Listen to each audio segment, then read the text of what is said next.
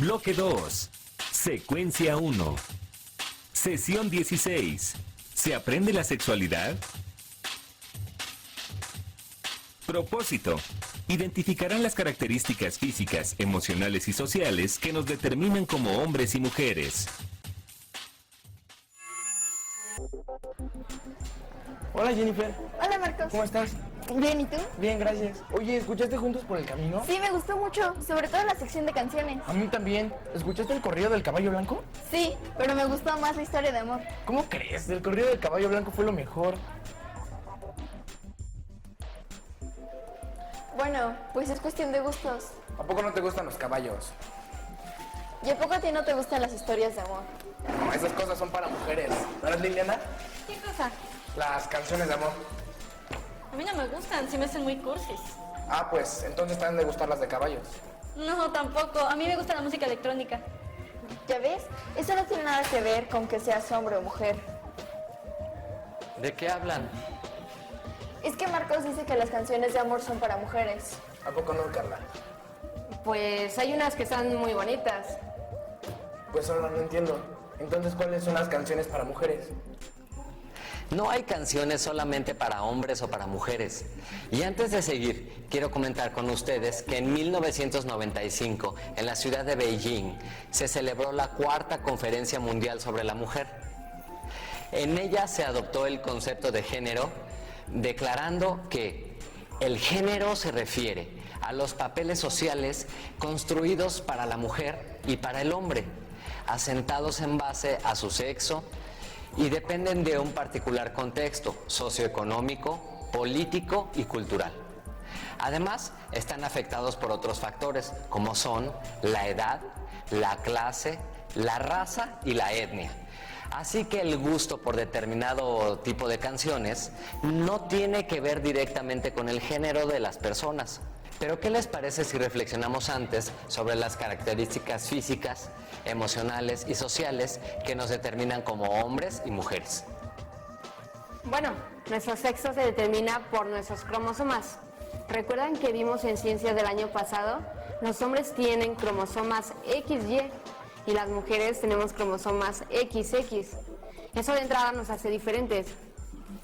Y nuestros cromosomas determinan lo que biológicamente nos hace diferentes, como nuestros órganos sexuales y la forma de nuestro cuerpo, además de otras características. Y en cuanto a la reproducción, los espermatozoides son los que definen el sexo de los hijos. ¿Ven? Yo también me acuerdo. De acuerdo con lo que han dicho, es evidente que hay diferencias anatómicas entre ambos sexos, pero estas no determinan la identidad. La identidad de un individuo incluye género, raza, grupo étnico, clase social, lengua, edad, sexo, entre otras características. Todas se combinan para definir un ser único. De manera que una parte importante de nuestra identidad se relaciona con cómo aprendimos socialmente a ser hombres o mujeres. Por ejemplo, muchas personas piensan que las mujeres deberían dedicarse a cuidar a los hijos y arreglar la casa. Los hombres a salir a trabajar y llevar dinero.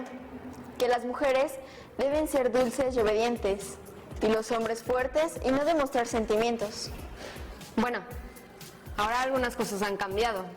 Las mujeres y los hombres tenemos los mismos derechos ante la ley. En la educación cívica vimos que se llama equidad de género. Además, ahora las mujeres también jugamos fútbol y los hombres también hacen gimnasia rítmica.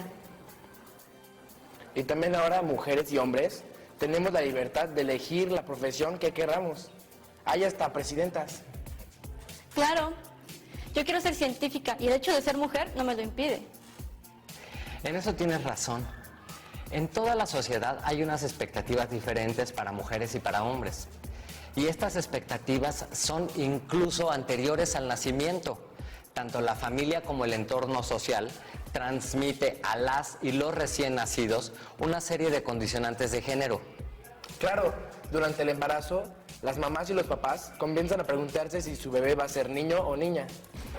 Y comienzan a imaginarse cómo lo van a vestir, qué juguetes le van a regalar y a quién se va a parecer, hasta su profesión y a dónde va a trabajar. Entonces, ¿Qué características físicas, emocionales y sociales nos determinan como mujeres y como hombres? Ya habíamos mencionado que hombres y mujeres somos diferentes a partir de nuestros cromosomas sexuales y que determinan que nos desarrollaremos con diferencias físicas que se hacen más notables durante la adolescencia. Pero también hay diferencias en cómo nos comportamos, vestimos o lo que hacemos en casa, en la escuela o con los amigos. Todo lo que han dicho es cierto. Les propongo que como ejercicio hagan una historia de esas figuras, que cuenten cuáles son sus características físicas, emocionales y sociales. ¿Nada más? Está bien fácil. A una de estas siluetas la vamos a identificar como hombre y como mujer. A cada una le van a escribir su nombre, su edad, cómo se viste, cuáles son sus obligaciones en casa, cuáles son sus gustos, qué tipo de canciones escucha, qué deporte practica, cómo se expresa cuando está alegre, triste, enojada o enferma. En fin, hagan una historia lo más completa posible. Yo propongo que también contemos algo de su familia, amigos y cómo se comporta. Por ejemplo, ¿qué hace cuando le gusta una chica o un chico? Claro, escriban su historia de vida, desde su nacimiento hasta el 2º grado de telesecundaria. ¿Es un chico o una chica como ustedes? ¿Qué les parece? Yo propongo que hagamos 2 grupos, que uno trabaje con la mujer y el otro con el hombre, para que luego comparemos. Sí, me parece muy buena idea, pero para que se complemente y tenga varios puntos de vista, propongo que los equipos sean mixtos, es decir, que haya hombres y mujeres. Para formar equipos no es necesario tomar en cuenta el género. Todos somos diferentes y tenemos puntos de vista diversos, pero no porque seamos hombres o mujeres, sino porque somos seres humanos, únicos e irrepetibles. Bueno, si están de acuerdo, a trabajar. Después del nacimiento, nuestra identidad sexual se va construyendo y modelando, dependiendo de múltiples factores, como la relación con la madre, el padre, la familia, la escuela, los amigos y amigas, los medios de comunicación y el ambiente social y cultural en el que se vive. Nuestro personaje se va a llamar Alberto. Como vive en el campo, conoce lo referente a las vacas. Y a la música ranchera. Todos estos factores influyen en la manera en que aprendemos los roles sociales de ser mujer o de ser hombre, ya que las niñas y los niños recibimos diferentes mensajes que nos transmiten lo que es femenino y lo que es masculino en un contexto cultural específico. Esto no tiene necesariamente que ver con nuestras funciones biológicas, sino con las ideas y valores de nuestra cultura. Nuestro entorno social y cultural particular nos ha conformado con un conjunto de características más allá de las biológicas, por medio de las cuales nos reconocemos como hombres o como mujeres. Por ejemplo, desempeñamos determinados roles sociales y familiares de acuerdo con nuestro sexo. Recordemos que en siglos anteriores, las mujeres se dedicaban a las labores domésticas y los hombres a proveer los recursos para la supervivencia. Afortunadamente, esas cosas están cambiando. Las conductas, actitudes y emociones que se nos atribuyen socialmente a cada persona se llama rol de género. Y si en lugar de falda le ponemos pantalón y el cabello suelto así como que más a la moda. Siempre y cuando combine con la blusa. ¿Ya? Ok.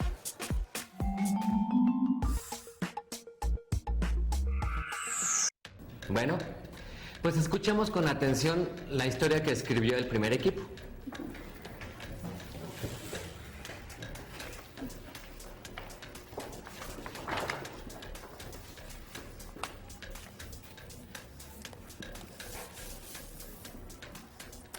Él es Alberto, tiene 13 años y le gusta la música ranchera. De pequeño le gustaba jugar con carritos y luchadores de plástico. Ya después, cuando entró a la primaria, le gustaba jugar a policías y ladrones. Ahora que está en la secundaria, le gusta montar a caballo y ordeñar las vacas del establo de su familia. ¿Cómo saben todo eso? Porque lo inventamos. ¿Y de dónde sacaron esa información? De lo que conocemos y de lo que vemos con nuestra familia. Fue lo primero que se nos ocurrió. Muchas gracias. Ahora escuchamos al siguiente equipo.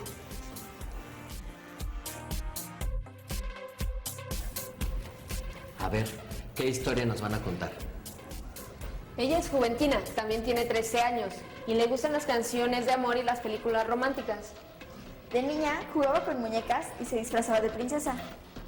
Cuando entró a la primaria, sus juegos favoritos eran la comidita y coser ropa para sus muñecas. Si yo les dijera que Juventina puede hacer lo mismo que Alberto, ¿qué dirían? Pues que está medio raro. Como que no veo a Juventina jugando a los policías y ladrones. ¿Quién dice eso?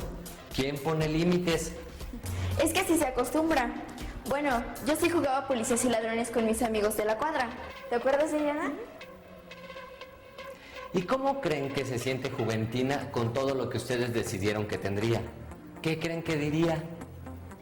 Pues si yo fuera Juventina me sentiría un poco extraña, porque no me gustan las muñecas. Además, no estoy de acuerdo con el rol de las mujeres, solamente como madres, esposas, amas de casa, pues de esta manera estamos favoreciendo que su papel fundamental sea ese. Creo que es algo que tenemos que analizar y cambiar. Estas ideas que han expresado se las debemos a la cultura existente en nuestras comunidades y no solo eso, también se las debemos tanto a la literatura como a la historia, porque ellas han creado una serie de mitos sobre las características físicas, emocionales y sociales que nos identifican como hombres o como mujeres. Estas ideas se transmiten de manera subjetiva e inconsciente. De ahí la importancia de su análisis, porque solamente así estaremos en condiciones de promover cambios acorde a nuestra época. Díganme una cosa, ¿en sus casas sus papás y sus mamás tienen las mismas conductas y actitudes ante un mismo acontecimiento? Mi mamá trabaja de enfermera, pero sus labores en mi casa es arreglar, hacer la comida y limpiar, y mi papá es sastre, pero en casa él más bien lo que hace es arreglar las cosas como de electricidad o plomería cuando se necesita. En mi casa siempre están trabajando, haciendo vasijas de barro. Pero mi mamá además se encarga del quehacer y mi papá también trabaja en el campo. Mi mamá y yo nos dividimos las labores domésticas, porque estas son una responsabilidad de hombres y mujeres. Y los hombres que lavamos y trapeamos no estamos ayudando a las mujeres, estamos cumpliendo con las responsabilidades que nos corresponden. Porque hombres y mujeres podemos lavar, cocinar, hacer trabajos de carpintería o trabajar en el campo.